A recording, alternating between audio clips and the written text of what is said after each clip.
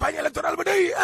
tàmbali na terminé yéene kaay ne Macky Sall day waaw ma ne la lancé na campagne am ma ni ki démb day ca inauguration Dakar Arena ba ma ne la daal di jublu na kon ci wàllum élection présidentielle ya candidat président Macky Sall day waaw fas yéene wu la nag maanaam kon tuutil minimiser de benn occasion boo xam ni kon teew na Macky Sall dana ko def événement maa la ko wax te saa su ne gis nañ ne nag mu daal di ko yëkkati laa lay wax ni xolal ay xeer di ko jóor nag opposition bi moo tax nag kàddu yi nga xam ne moom la président Macky Sall di yëkkati temps yii mais war ta jaaxal kenn déedéet parce que Macky Sall moom daal dinay commencé campagne am bi la garant gi soo leen ma barki dee mboo njaay waaw nee na 2019 sama combat la barki Rasoulaay directeur fa ne inauguration complexe Dakar Arena ba waaw président Macky Sall day feesal na fa nag mbooloo amoon na de ba noppi nag mu daal di cokaas jeunes yo di leen dragué léegi ko yéene kaay ne ma ne la président Macky Sall day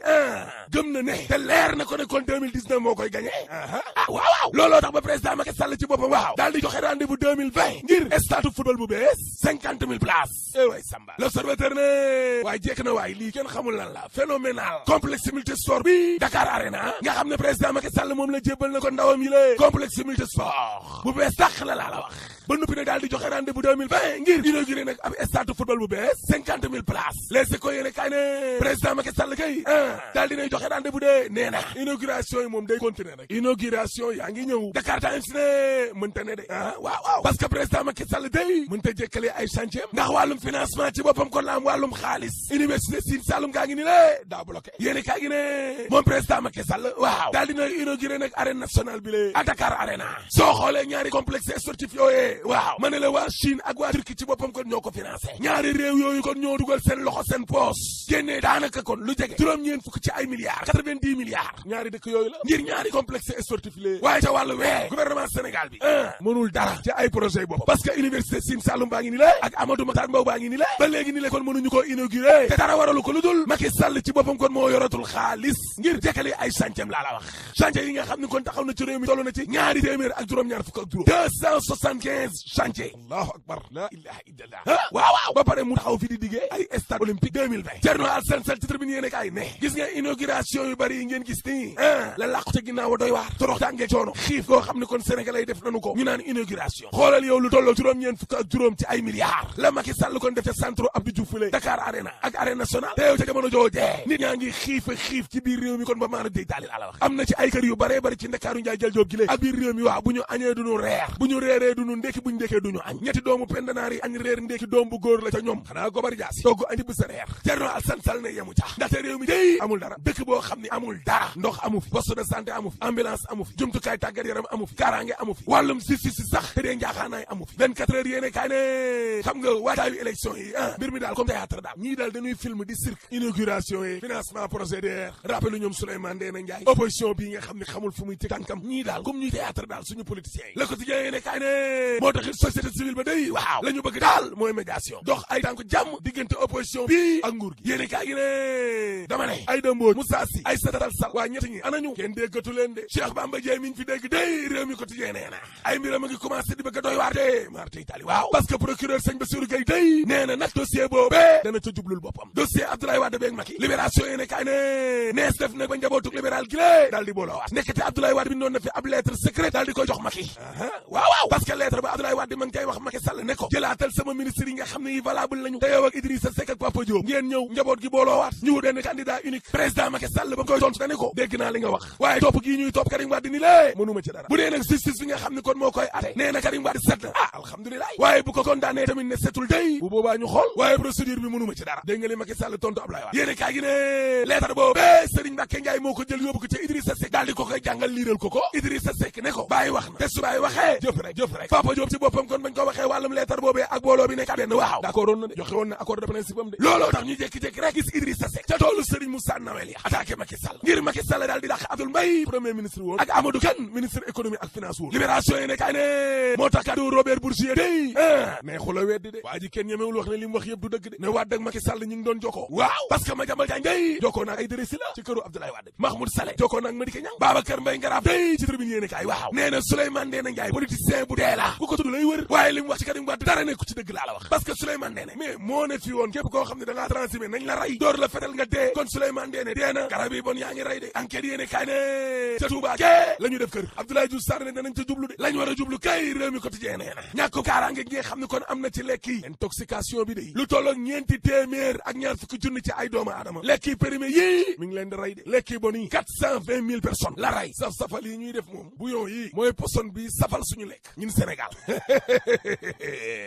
manger pour ne pas mourir rek walaay lekk rek ngir bañ a dee am na ñoo xam ne da leen di leer ne lii ñuy lekk baaxul mais ñàkk pexe la boo paree mën a la tëjal Le contenu dans sa livraison du jour. L'intégralité de la missive ainsi que ses péripéties. Wade plaidait les retrouvailles de la famille libérale. Au lendemain de la mise en demeure de Karim Wade par la CREI, la Cour de répression de l'enrichissement illicite, Wade écrivait ceci à Macky Sall. Reprenez certains de mes ministres qui sont valables. Vous et les autres, Idrissa Seck et Pape Diop, revenez dans la grande famille libérale pour un candidat unique. Je crois que vous vous êtes trompé de bonne foi. On avait fait croire à Houphouët-Boigny que certains de ses collaborateurs avaient monté un complot contre lui, ce qui n'a pas été le cas, souligne l'ancien président. Et Houphouët-Boigny, ajoute-t-il, a appelé à un meeting populaire et a reconnu avoir été trompé. Une attitude d'un grand homme, selon Wade, qui invitait Macky à faire comme le défunt président ivoirien. La lettre, selon Libération, a été transmise par l'homme d'affaires Cheikh Amar. Les coulisses des tractations, les réactions de Pape Diop, Idrissa Seck et Macky Sall, c'est à lire à la page 5 de Libération qui rend par ailleurs compte de l'inauguration hier du complexe multisport Dakar Arena. Les autres journaux aussi. Il y avait du monde à Diamniadio et la cérémonie était très colorée à Dakar Arena. La preuve par l'image à la une de l'Observateur qui s'exclame phénoménal. Selon Direct Info, Macky Sall fait foule et drague la jeunesse. Le quotidien national Le Soleil parle d'une promesse tenue, d'une nouvelle promesse aussi, un stade olympique en 2020. L'Observateur résume la cérémonie à sa première page. Le journal affirme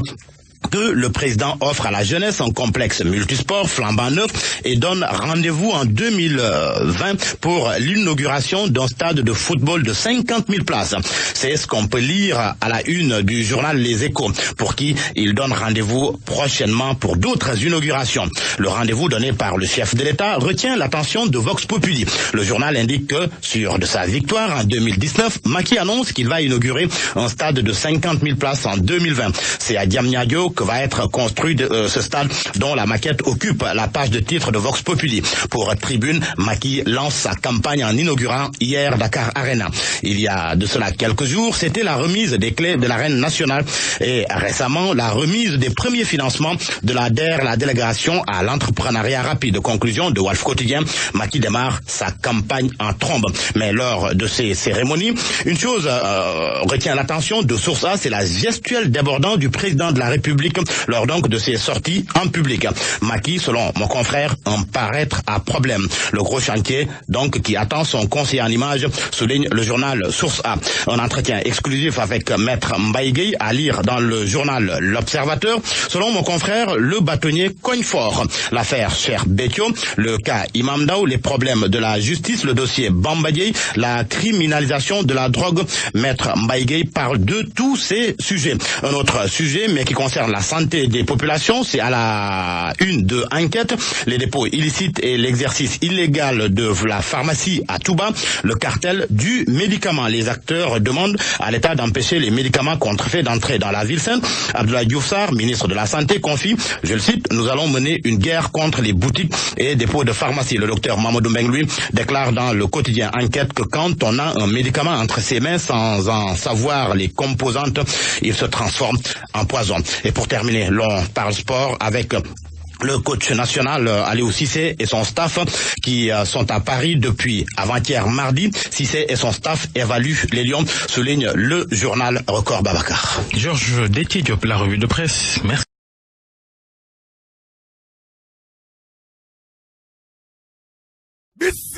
Bismillah, campagne électorale ba day tàmbali na terminé ne kay ne